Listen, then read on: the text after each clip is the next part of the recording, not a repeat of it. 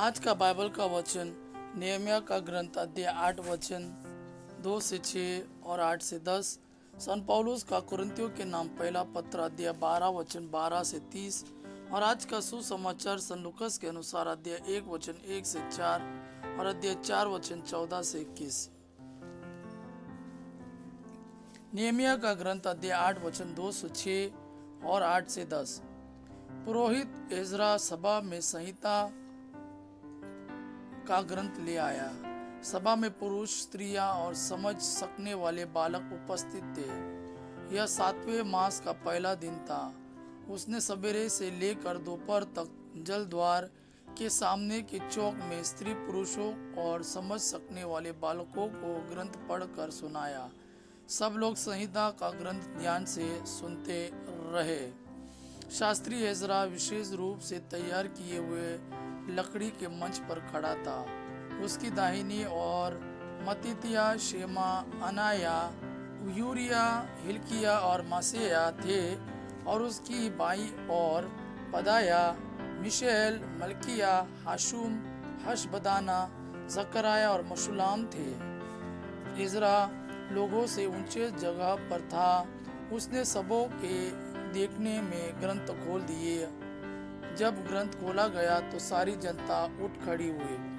तब इजरा ने प्रभु महान ईश्वर को स्तुतिगान किया और सब लोग ने हाथ उठाकर उत्तर दिया, आमीन आमीन। इसके बाद वे झुक गए और मुंह के बल गिरकर उन्होंने प्रभु को दंडवत किया।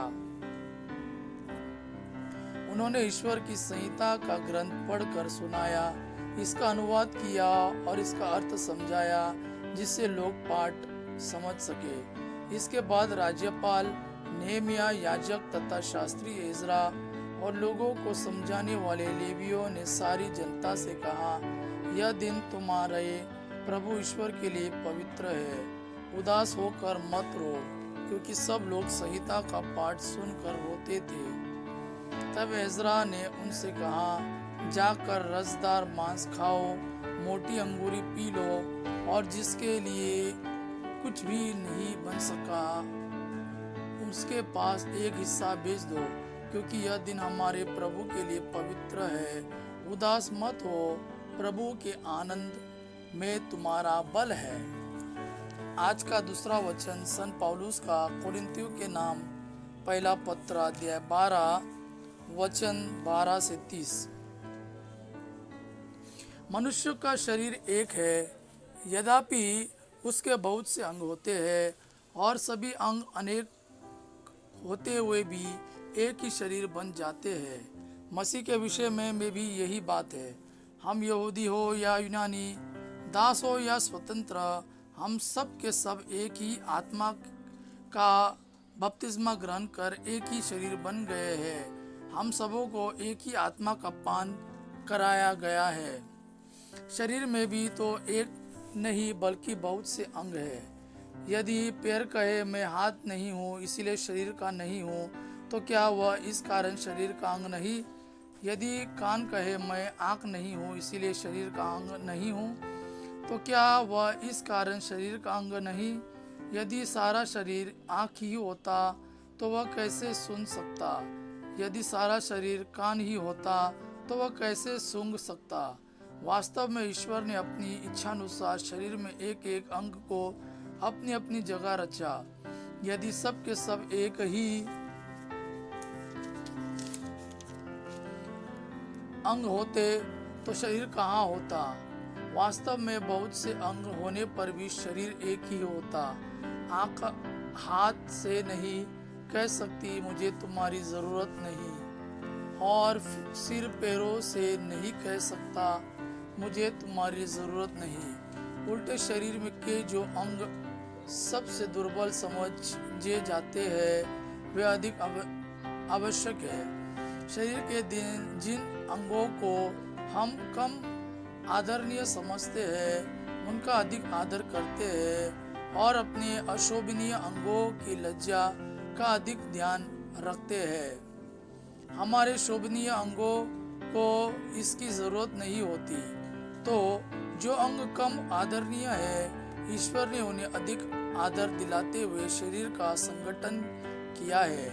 यह इसलिए हुआ कि शरीर में फूट उत्पन्न न हो, बल्कि उसके सभी अंग एक दूसरे का ध्यान रखें। यदि एक अंग को पीड़ा होती है तो उसके साथ सभी अंगों को पीड़ा होती है।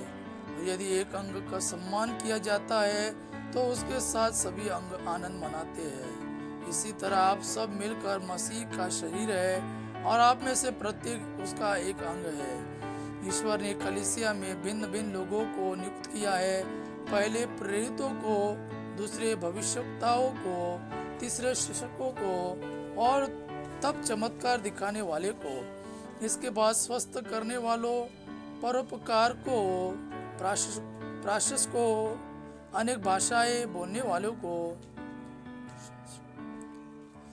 क्या सब प्रेरित है? सब भविष्यवक्ता है? सब शिक्षक है? सब चमत्कार दिखाने वाले हैं? सब स्वस्थ करने वाले हैं? सब भाषाएं बोलने वाले हैं? सब व्याख्या करने वाले हैं? आज का सुसमाचार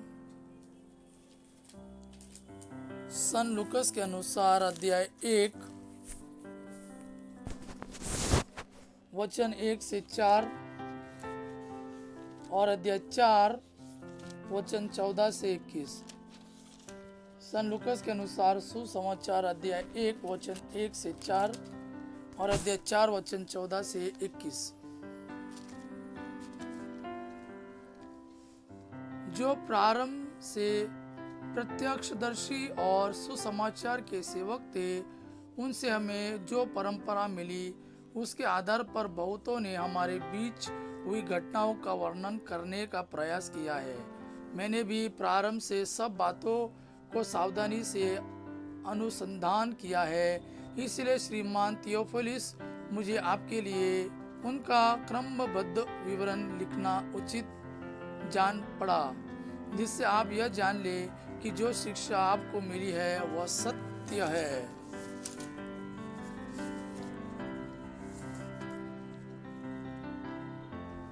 आत्मा के सामर्थ्य में संपन्न होकर ईसा गलीलिया लौटे और उनकी ख्याति सारे प्रदेश में फैल गई। वह उनके सभागृहों में शिक्षा दिया करते और सब उनकी प्रशंसा करते थे।